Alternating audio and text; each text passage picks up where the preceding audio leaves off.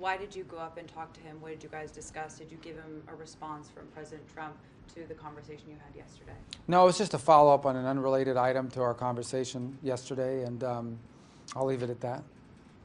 Mr. Secretary, many Japanese people are concerning about the U.S. policy, which is demanding drastically increased defense spending.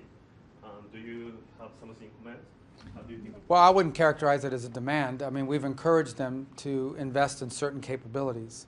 It's less to do with the amount of money and more to do about certain things they can do. At the end of the day, we are in an agreement with Japan on collective self-defense, on the ability to come to each other's aid in a time of conflict or in a time of danger. And there are certain capacities that we think they have high capability. We understand, there are dynamics that constitutional and legal limit their ability to invest in certain things versus other things. But we have a very close relationship with Japan, very close. You may not know this, it's an inside joke that's now an outside joke, and I'll share with you, and that is that I believe I have met with the foreign minister of Japan more than any other foreign minister on the planet in my 5.5 months in office. I think we're up to like 9 or 10 meetings we interact, and how we joke with each other is that we see each other more than we see our respective spouses. And so it's a very close relationship, a very historic relationship, and one that's going to continue. So I think anyone who's looking for like drama or division there shouldn't be doing it, because the truth of the matter is our relationship with Japan is very solid, and obviously we're both open democratic governments, so when there are some differences of opinion, it's going to be public, not private, but I don't see that as a negative. We have a very strong and very good relationship with Japan, and that's not going to change. Mr. Secretary, in your conversation with Foreign Minister Wang, did the subject of Taiwan come up at all, and in particular the recent military drills being held by the Taiwanese? No issue about drills. I think the Chinese position on Taiwan has been expressed. I don't think it's a mystery to anyone in terms of where they stand on it. And our position has also been expressed pretty openly. So it was not, as I said, our meeting today was not a negotiation or a back and forth on items. It was more about establishing a constructive baseline where we can continue to talk on multiple fronts, including trade, but beyond trade. Secretary, if I can ask a question about your meeting with Vietnam, a country with one of the largest trade surpluses with the U.S. We've heard that there was maybe some misunderstanding about the agreement announced last week for a 20% tariff, that the Vietnamese weren't confident that that was fully agreed to, that perhaps they were looking for a 10 to 15% tariff. Was that an issue that they raised, trying to lower their tariff level? Was that the tariff an issue that they raised during the bilateral meeting? Well, the issue of trade was raised. I'm not the negotiator on trade, and neither is the foreign minister, and so we weren't here to negotiate a trade deal. I'll refer you to our trade negotiators as far as the status of that.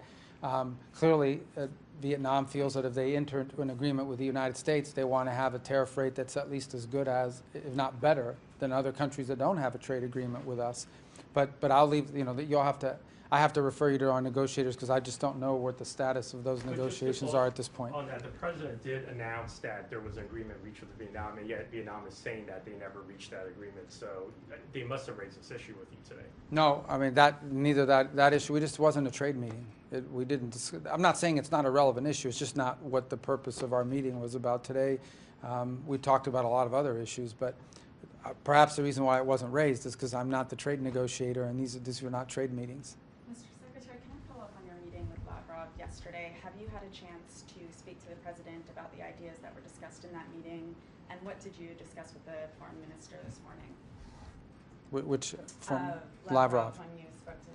Well, I went to talk to him about another topic. It's not big or mysterious. It's just another topic. So I'm not going to. We'll leave it at that. And as far as I did speak to the president last night, but I have no news to report to you on it right now. But like I said, I thought yesterday's meeting.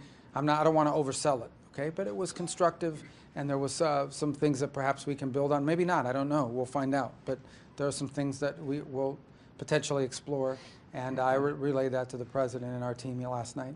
The president says that there's going to be an announcement coming relevant or relating to Russia on Monday. Can you tell us a little bit about what his thinking is based on your conversation last night, where things currently stand?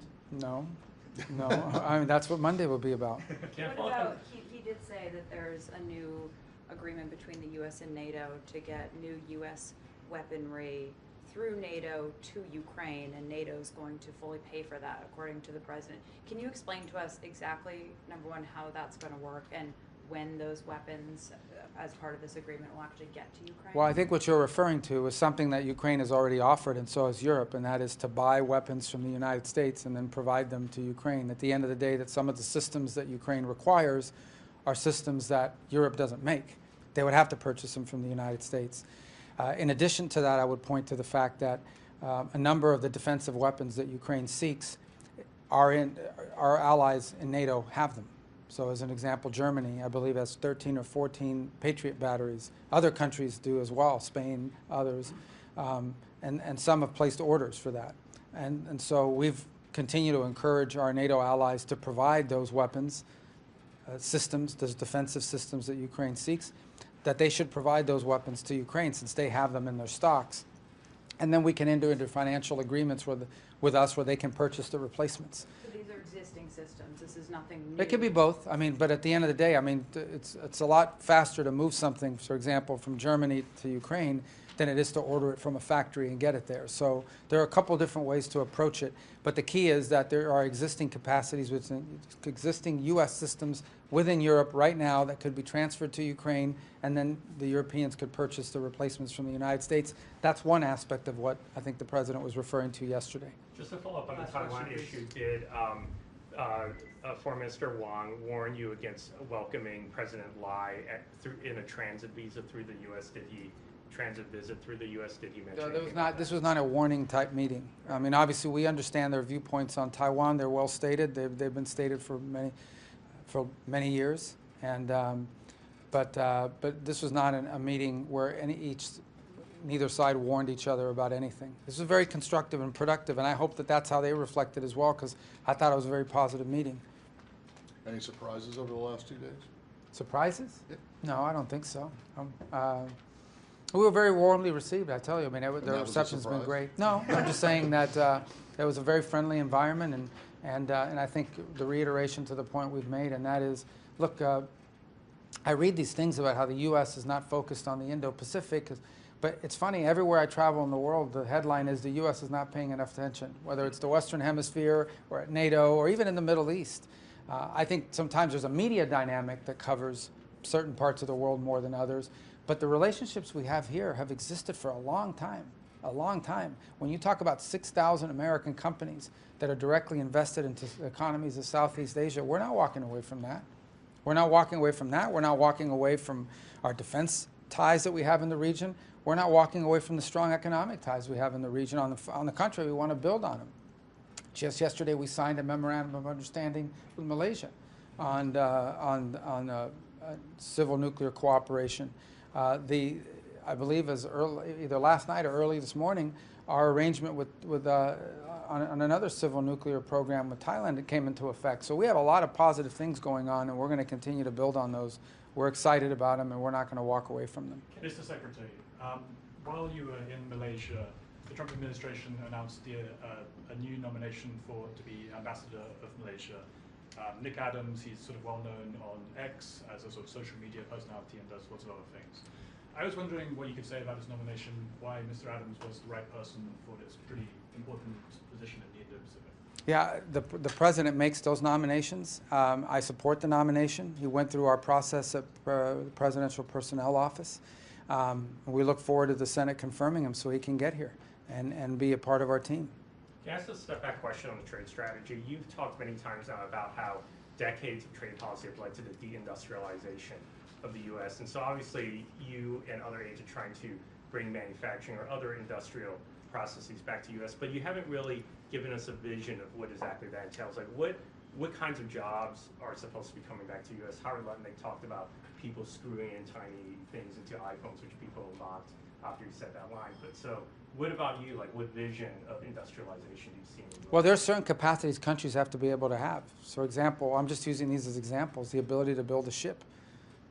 Right now, we go around the world and people say, well, we bought 200 Boeing jets. Well, Boeing has to be able to make them. And frankly, we have huge backlogs on that.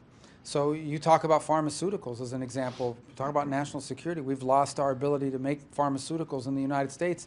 and become heavily dependent on foreign supply chains for the active ingredients that are necessary for pharmaceuticals. So I can go on and on, but I mean, the capability of making things has a national security component to it, not just a jobs component to it. They're both important. So I would look to those as examples of things that the U.S., because of certain decisions that were made by previous policymakers, we've seen some of these core industrial capabilities that are necessary not just for economic stability but for national security leave the United States. I would also argue that in addition to our domestic manufacturing capability, I think we and others should be deeply concerned about certain supply chain vulnerabilities and over-reliance on one part of the world versus anywhere else. I don't think it's healthy for the United States or for the global economy to be so heavily dependent, as an example, on China or any other country for that matter, where all of the industrial or manufacturing capacity or supplies and the supply chain of a key element is all derived in one place. So as I'm sure you've seen the announcement yesterday where the Department of Defense has taken an equity stake in a company that will be able to process rare earths. One thing is to have access to raw material. The other thing is to be able to process that raw material into something that's usable for everything from high technology to anything that has a motor in it.